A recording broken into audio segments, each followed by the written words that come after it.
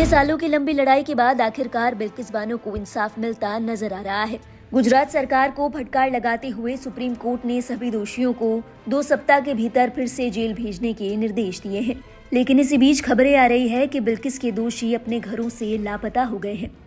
दरअसल वो अपने घरों पर नहीं है और गांवों में उनके घरों पर ताले लगे हैं। द इंडियन एक्सप्रेस के मुताबिक रणधीकपुर और सिंहवाड़ गांवों में दोषियों के घरों पर ताले लगे हैं और पहरे पर एक पुलिसकर्मी तैनात है। बिल्किस बानो के 11 दोषियों में से कम 9 इन्हीं गांवों में रहते हैं और अब वे लापता बताए जा रहे हैं। रिपोर्ट की माने तो सुप्रीम कोर्ट के फैसलों के कुछ ही घंटों बाद कोई भी दोषी अपने घर पर नहीं मिला। जब उनके रिश्तेदारों से इस बारे में बात की गई तो वो भी खामोश रहे। हैरानी की बात यह है कि दुकानदार भी इस मामले में कुछ भी बोलने को तैयार नहीं हुए। हालांकि रिपोर्ट में इस बात की पुष्टि की गई कि कुछ पड़ोसियों और दुकानदारों ने सभी दोषियों को सार्वजनिक तौर पर देखा था। इस मामले में बातचीत करने पर परिवार वालों का कहना है कि उन्हें पता ही नहीं है कि आखिर दोषी कहां हैं। इस मामले के दोषी राधेश्याम शाह के पिता ने तो ये तक कह दिया कि वो 15 महीनों से घर ही नहीं आया।